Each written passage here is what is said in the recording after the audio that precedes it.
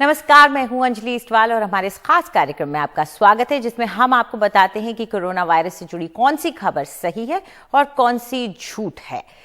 एक बड़ी खबर जो आई वो ये थी कि फाइजर, जो कि अमेरिका की एक ड्रग कंपनी है, उसने ये दावा किया कि उसने एक वैक्सीन बनाई है जो कि 90% लोगों में असरदार पाई गई है। अब फाइजर चाहता है कि इमरजेंसी इस्तेमाल की उसे मंजूरी जल्द से जल्द मिल जाए, इसलिए वो इसके लिए आवेदन करने वाला है। करीब 44,000 वॉलंटियर्स ने इसमें हिस्सा लिया था जो इनकी क्लिनिकल ट्रायल चल रही थी। उनमें से आधों को वैक्सीन दी गई थी और आधों को प्लेसिबो, यानी कि उन्हें वैक्सीन नहीं दी गई थी, वैक्सीन की जगह कुछ ऐसा दिया गया जो वैक्सीन नहीं है, पर उन्हें लगा कि उन्हें वैक्सीन दी गई है। ऐसे में बाद में देखा गया कि ये जो वैक्सीन है ये करीब 90% लोगों में जिन्हें वैक्सीन दी गई है उनमें कोविड-19 को होने से रोकने में कारगर पाई गई है। इस पर हम चर्चा करना चाहते हैं क्योंकि सवाल ये बनता है कि क्या ये वैक्सीन भारत आएगी? क्या भारत का कोई करार है? क्या भारत में ऐसी क्षमता और ऐसी इंफ्रास्ट्रक्चर है कि हम इस वैक्सीन को भारत ला सकें? इस पर चर्चा करने के लिए हमारे साथ डॉक्टर सुदर्शन बल्लाल जुड़ गए हैं, जो कि चेयरमैन है मणिपाल हॉस्पिटल के। शुक्रिया डॉक्टर बल्लाल। जब ये खबर आई तो पूरे देश में और पूरी दुनिया में इसको लेकर काफी खुशी देखी गई, यहां तक कि बिजनेसेस पर असर पड़ा, स्टॉक्स पर असर पड़ा, लेकिन इसका भारत आना, इस पर एक बड़ा सवाल अभी भी बना हुआ है, क्यों? नमस्ते Anjali ji, thank you for having me on the show. हम बहुत समय से इंतजार कर रहे हैं कि कोरोना से मुक्त होने के लिए कुछ वैक्सीन आ रहा है। अभी अच्छी खबर है कि ये फाइजर वैक्सीन जल्दी से जल्दी रेडी हो जाएगा। फेज 3 ट्रायल में, जैसे आप बोले थे, 45,000 पीपल तक थे, 2/3 on placebo, 1/3 on the real vaccine, and 90% decrease in the corona incidence in the vaccinated population. अभी ये सवाल उठता है कि कब इंडिया को आ जाएगा।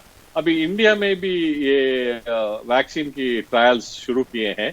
कोवैक्सीन है, भारत बायोटेक की वैक्सीन, और वो इनिशियली सोच रहे थे कि 2021 लेटर पार्ट में आ जाएगा वैक्सीन, लेकिन अभी गुंजाइश है कि ये वैक्सीन उससे भी जल्दी आ जाएगा।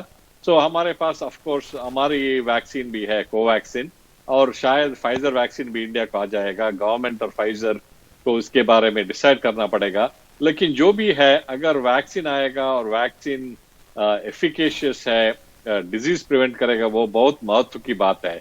क्योंकि अभी कोरोना प्रिवेंट करने के लिए हमारे साथ सिर्फ मास्क, डिस्टेंसिंग और हैंड वॉशिंग टेक्निक्स है। जब वैक्सीन आएगा तो सेफ्टी बढ़ जाएगा, लेकिन थोड़ा वेट करना है। अभी तो इनिशियल स्टेजेस है, लेकिन ये it will definitely give us some confidence for all the high exposure or high risk groups that there is some safety net with the vaccine coming. थोड़ा एक एक्साइटमेंट इसलिए भी था डॉक्टर साहब क्योंकि 90%, 90% कहा गया, और अब तक जो खबरें आ रही थी उसमें यही कहा जा रहा था कि कोई भी वैक्सीन अगर 50 से 65% भी कारगर होती है तो वो बड़ी बात होगी। और ये तो हम सभी जानते हैं कि 100% कोई भी नहीं होती है, कोई भी वैक्सीन, चाहे पुरानी वैक्सीन को भी देख लें जो बचपन में लगाई जाती हैं। तो ऐसे में 90% अच्छी एफिकेसी है। दावा जो किया जा रहा है वो काफी अच्छी एफिकेसी का किया जा रहा है। ये बहुत अच्छी बात है, क्योंकि 90% एफिकेसी बहुत अच्छा है। क्योंकि आप शायद देखे हैं, जब H1N1 आया था, वैक्सीन आया था, तो सिर्फ 50% था उसका एफिकेसी। जो भी वैक्सीन 90% एफिकेशियस है, उससे महत्वपूर्ण प्रिवेंशन मिलेगा कोविड की इन्फेक्शन होने से। और certainly high risk group people who are exposed, like health care workers, police, public personnel, पौर कार्मिकास, इनको सब देना पड़ेगा। और जो इनकी हाई रिस्क है, elderly, cancer, kidney disease, diabetes, इनको भी प्रायोरिटी से देना पड़ेगा। लेकिन ये बहुत बड़ी काम होगा भारत सरकार के लिए, क्योंकि हमारे पॉपुलेशन 1.4 बिलियन है। सभी को वैक्सीन देना बहुत मुश्किल काम है, लेकिन पहले ऐसे हम किए हैं दूसरे वैक्सीन से। तो हमारी राय से होगा अगर गवर्नमेंट और सिटीजन्स मजबूत होकर जॉइंटली काम करें।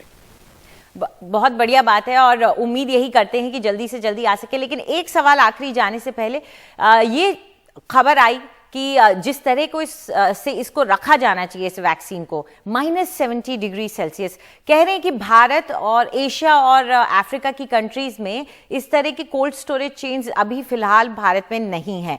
तो ये एक चिंता की बात हो सकती है कि अगर ये वैक्सीन जल्दी तैयार हो जाती है तो शायद भारत तक लाना, थोड़ा ट्रांसपोर्ट मुश्किल हो जाए।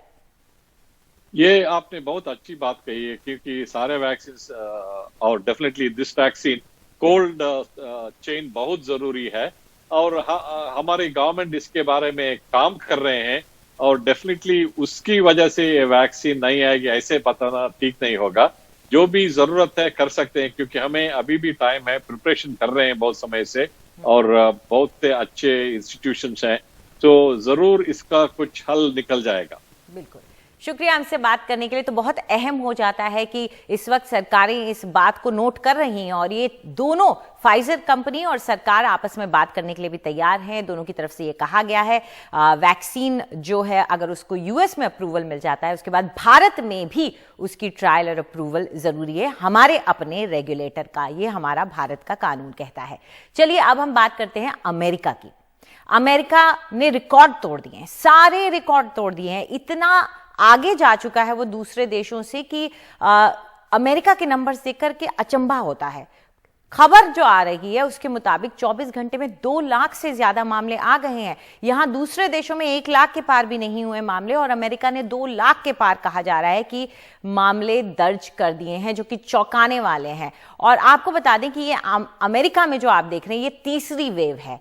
आप देख सकते हैं इस ग्राफ में किस तरीके से ये तीसरी वेव अब शुरू हो चुकी है, और अस्पतालों में कह रहे हैं कि जगह नहीं रही है, अस्पताल भरे हुए हैं। करीब 61% लोग इस वक्त अस्पतालों में ही हैं। ऐसा हाल हो गया है, आंकड़ों पर कोई काबू नहीं है। इस पर चर्चा करने के लिए हमारे साथ जुड़ रही हैं अमेरिका से, टेक्सास से, ह्यूस्टन से डॉक्टर कनिका मोंगा, जो कि इंटरनल मेडिसिन की एक्सपर्ट हैं और टेक्सास मेडिकल सेंटर में काम करती हैं। डॉक्टर मोंगा, हमसे बात करने के लिए बहुत बहुत शुक्रिया आपका। सबसे पहले तो आपसे यही जानना चाहेंगे कि अमेरिका की सिचुएशन इस वक्त कैसी है? सारे रिकॉर्ड टूट चुके हैं। कौन कौन से ऐसे राज्य हैं जहां पर सबसे ज्यादा मामले देखे जा रहे हैं?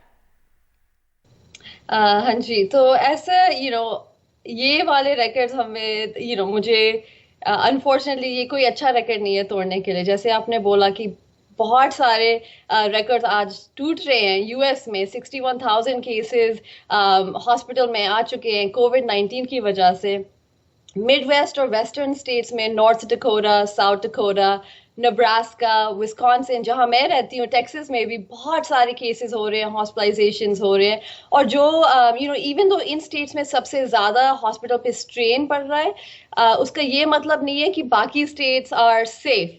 बेसिकली हम पूरे यूएस में देख रहे हैं कि केसेस राइज हो रहे हैं ऑलमोस्ट सारी स्टेट्स में। जी, और यही चिंता की बात है, क्योंकि ऐसा नहीं है कि आप एक जगह फोकस कर सकें, लेकिन इलेक्शंस खत्म हो चुके हैं, आउट ऑफ द वे हो गया है। अब क्या हम उम्मीद कर सकते हैं कि अमेरिका फोकस कर पाएगा एक बेहतर रिस्पांस की तरफ? अब हम सरकार की तरफ से ज्यादा काम होता हुआ देखेंगे?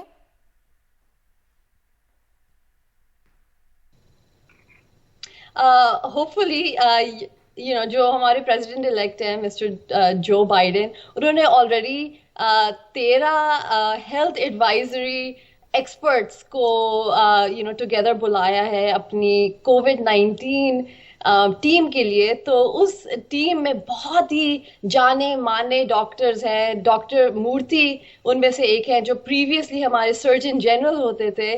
तो मुझे लगता है कि काफ़ी जो इम्पॉर्टेंट है कि जो हमारे प्रेसिडेंट इलेक्ट हैं वो डॉक्टर से पूछ रहे हैं कि क्या करना चाहिए इन सिचुएशन में और ऐसे पैंडेमिक में। तो वो डेफिनेटली रीअश्योरिंग है एंड काफ़ी डिफरेंट है प्रीवियस एडमिनिस्ट्रेशन से।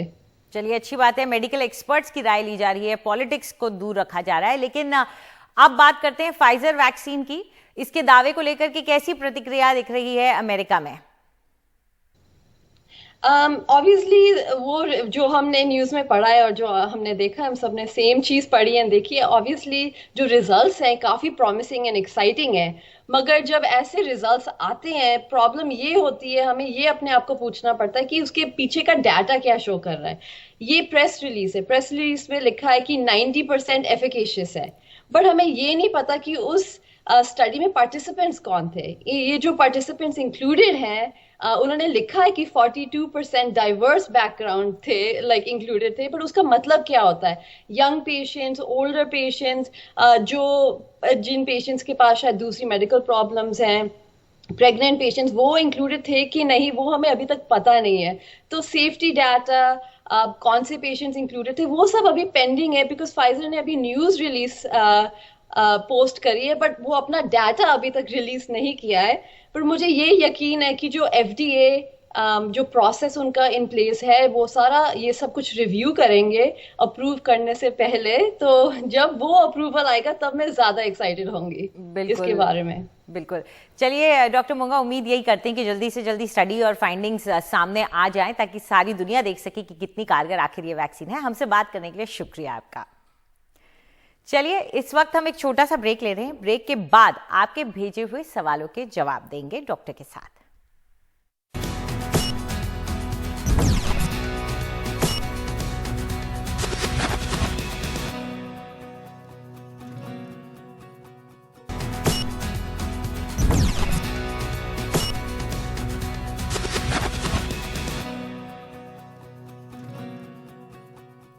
हमारे खास कार्यक्रम में आपका एक बार फिर से स्वागत है। अब वक्त है आपके भेजे हुए सवालों के जवाब देने का और डॉक्टर विकास मौर्य हमारे साथ जुड़े हुए हैं, डायरेक्टर एंड हेड हैं पल्मोनोलॉजी के फोर्टिस हॉस्पिटल में। Thank you doctor Maurya. पहला सवाल ले लेते हैं जो कि आकाश चौधरी भेज रहे हैं रुड़की से। मैं आकाश चौधरी बात कर रहा हूँ रुड़की हरिद्वार से। मेरा सवाल है कि जब भी हम ऑफिस में अपना कंप्यूटर शेयर करते हैं तो हमें किन किन चीज़ों की एहतियात बरतनी चाहिए, किन किन चीज़ों पे विशेष ध्यान रखना चाहिए?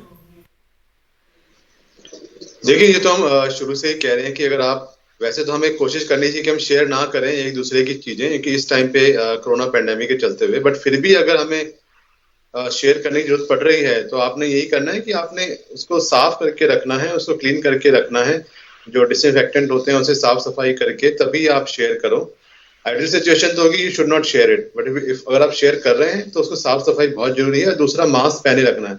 जब आप एक दूसरे को डिलीवर कर रहे हो वो प्रोडक्ट, तो अपना मास्क पहन के ही डिलीवर करें और साथ में डिस्टेंसिंग बनाए रखें, तो ये ज्यादा इंपॉर्टेंट है। डॉक्टर, कहीं ना कहीं जो ऑफिसेज हैं उसमें कितनी दूरी पर बैठ रहे हैं लोग, एक कंप्यूटर से दूसरा कंप्यूटर, उसकी दूरी बनाए रखना भी जरूरी हो जाता है। हाँ जी, ये बहुत इंपॉर्टेंट है कि आपने फिजिकल डिस्टेंसेस ऑफिस में भी मेंटेन करके रखनी है। जैसे कि हम देख रहे हैं आज तो, जैसे अगर मैं अपने हॉस्पिटल की बात करूं, हमारे जो ऑफिस है वहाँ पे एक फिजिकल डिस्टेंसेस मेंटेन करके रखा जा रहा है। आप 1.5 से 2 मीटर के आसपास आप डिस्टेंस दूर बैठ रहे हैं, तो इतना अगर आप बैठते हैं तो ये जरूरी हो जाता है कि, और इससे बेटर रहता है कि आप इन्फेक्शन नहीं फैलता है, मानो किसी और को हो भी। और दूसरा, मास्क जरूर लगा के बैठना है, वो इंपॉर्टेंट है, और हैंड हाइजीन अपना करते रहें। बिल्कुल। तो कम से कम बीच की एक कुर्सी आप लोग हटा दीजिए, क्योंकि इस वक्त दूर रहना एक दूसरे से बेहतर रहेगा। दूसरा सवाल ले लेते हैं जो कि हमें मनोज जैन ने भेजा है। मैं मनोज जैन, ग्रेटर नोएडा से। मेरा ये सवाल है कि बंद कमरे में मास्क लगाना क्यों जरूरी है जब सारे लोग अपने पहचान के हैं? ये पार्टी वगैरह के लिए खास जरूरी हो जाता है, क्योंकि अभी दिवाली है तो लोग मिल रहे हैं एक दूसरे से। नहीं, देखिए, अभी तक हमने ये देखा है कि अगर आप बंद कमरे में, अगर आपके जान पहचान वाले लोग हैं, आप पार्टी कर रहे हैं और आप लोग उस एरिया के ज्यादा इकट्ठे हो जाते हैं, तो किसी को भी अगर एक इन्फेक्शन है तो वो सब में हो सकता है। इनफैक्ट जो हम सुपर स्प्रेडर की बात करते हैं वो इसीलिए होता है कि जब भी पार्टी में एक व्यक्ति या 2 व्यक्ति को भी इन्फेक्शन है और उसने अगर मास्क नहीं पहना है, चाहे वो आपकी जान पहचान वाला है, क्योंकि आप उसमें समय बहुत ज्यादा वक्त एक दूसरे के साथ बिताते हो और मास्क नहीं होता है, तो ज्यादा से ज्यादा लोगों को वो इन्फेक्ट होने का खतरा हो जाता है। तो इसलिए ये अवॉइड करना चाहिए। पहली बात तो हमें इकट्ठा नहीं होना चाहिए बहुत सारे लोगों को एक ही बंद कमरे में, और दूसरा, और मान लो थोड़े और ज्यादा लोग वहां पे इकट्ठे ना हो, थोड़े बहुत हो रहे हैं ठीक है, अपना एरिया के हिसाब से डिस्टेंस बना के रखें और मास्क पहन के रखें। जी, शुक्रिया हमसे बात करने के लिए, बहुत बहुत शुक्रिया डॉक्टर आपका। चलिए अब जाते जाते आपको एक अच्छी इंस्पिरेशनल खबर देते हुए जाते हैं। कोविड-19 की जो भारतीय वैक्सीन है, कोवैक्सिन, जो भारत बायोटेक की है, उसकी जो ट्रायल्स चल रही हैं उसके लिए अलीगढ़ मुस्लिम यूनिवर्सिटी के वाइस चांसलर पहले वॉलंटियर बन गए। ये फेज 3 ट्रायल है जो कि JN medical college and hospital Aligarh Muslim University का जो है उसके अंदर होने वाली है। और खुद जो वाइस चांसलर हैं प्रोफेसर तारिक मंसूर, उन्होंने ट्वीट करके दूसरों को भी कहा है कि मैं पहला वॉलंटियर बन गया हूं और लोगों से वो अपील कर रहे हैं कि आप लोग भी इस ट्रायल का हिस्सा बने। उन्होंने एक ट्वीट किया है।